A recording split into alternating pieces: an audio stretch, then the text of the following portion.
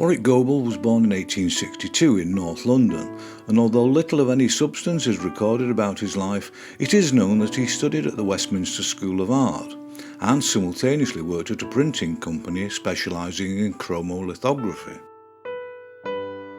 The year he graduated from art school isn't recorded, but the earliest verifiably dated examples of illustration work I could find were a few none too promising tonal monochromes for the book The Oracle of Baal by J. Provan Webster, published in 1896.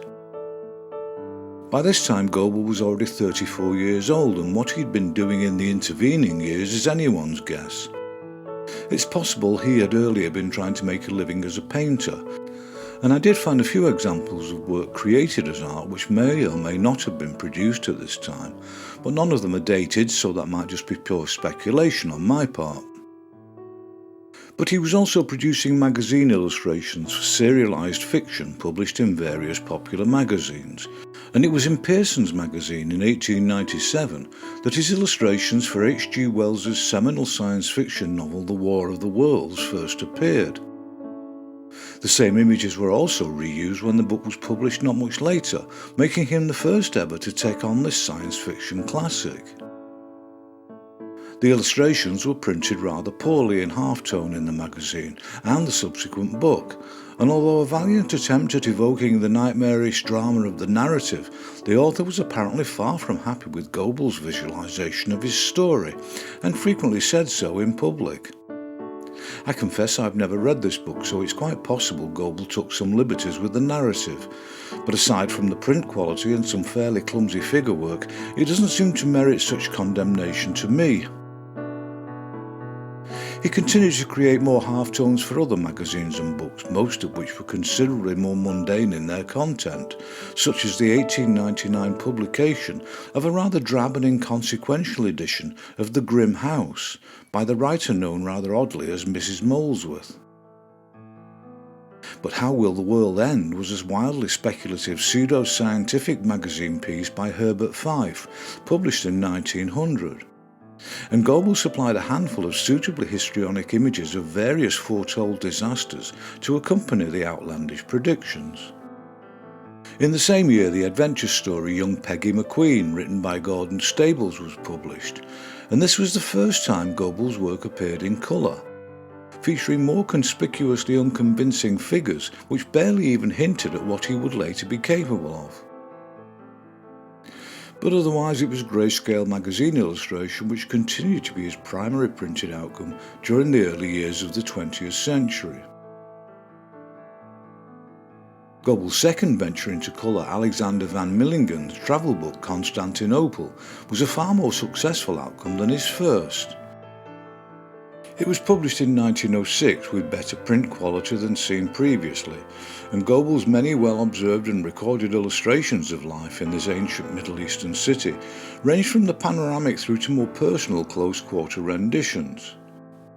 Nothing is recorded about it, but I can only assume that he must have accompanied the writer on the tour in order to record the sights they encountered.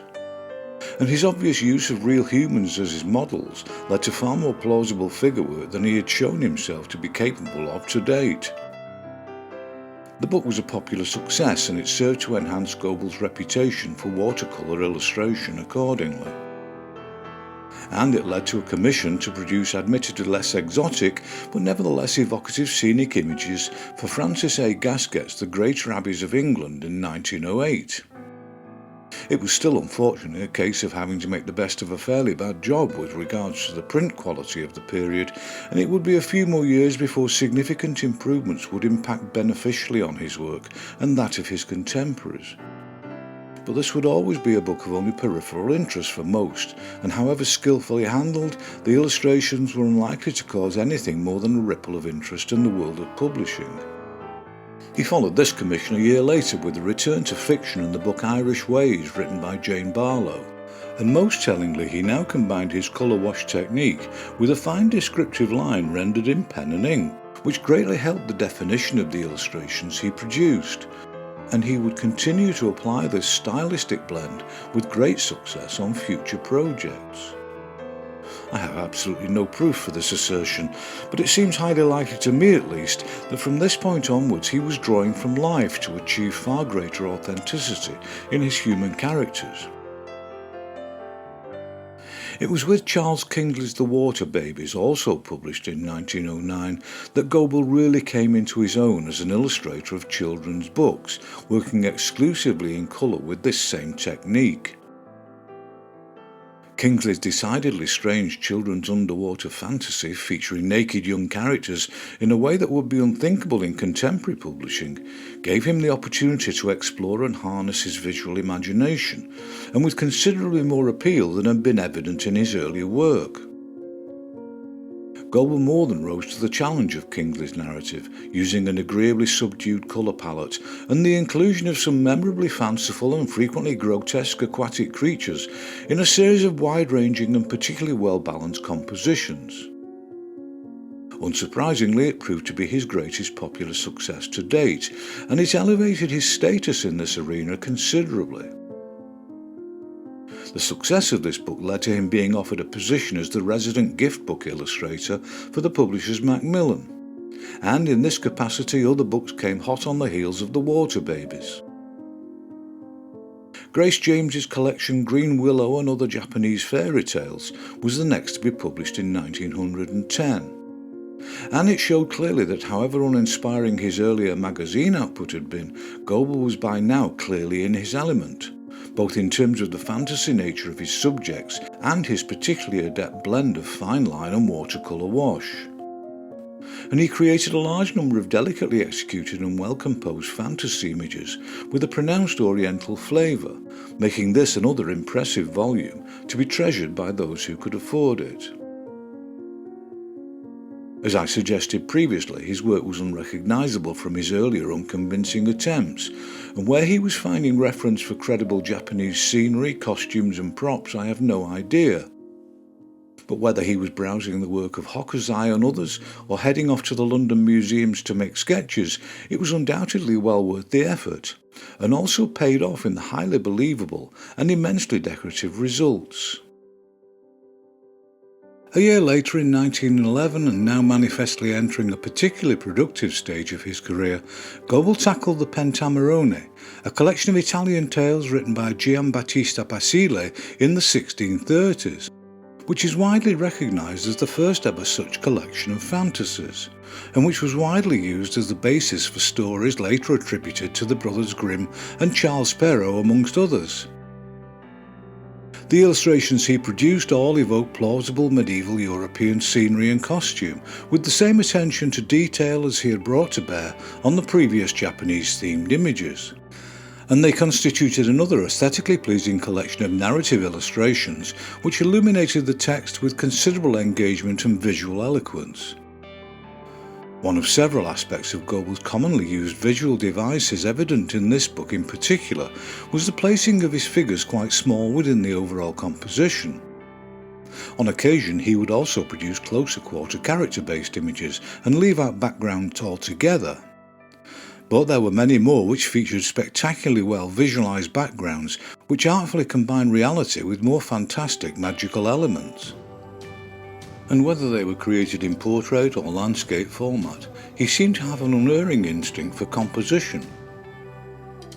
Similarly, his arrangement of the human element of the image, whether large groups or individual figures, was accomplished with equal consideration, and obliged the viewer to read and be absorbed by the image just as he intended.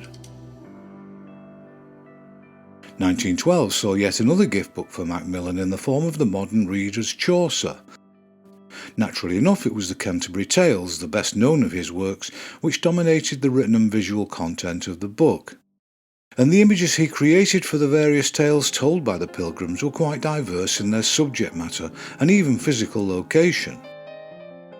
But both the text and consequently Goble's illustrations either played down or removed altogether quite a few of the more ribald and darkly sinister narrative elements of the originals. Sadly, such self-censorship in pursuit of greater sales was far from uncommon at the time, and has even persisted to this day. Such was his remarkable creative productivity that in the same year he returned to more stories with an Oriental theme for folk tales of Bengal, retold by Lal Bahari Dey. These were particularly richly coloured illustrations using a darker than usual palette to great effect. And as with the Japanese stories, Goble had a way of immersing the reader in the totally alien exotic landscape with romantic tales from this Eastern Indian region. Unlike the editing suffered by the Chaucer book, this publication featured bare-breasted female characters in several of the images. And even though there was no salaciousness about the depictions, I have to speculate who the intended readership of the book might have been, as this seems to suggest a far more libertarian attitude.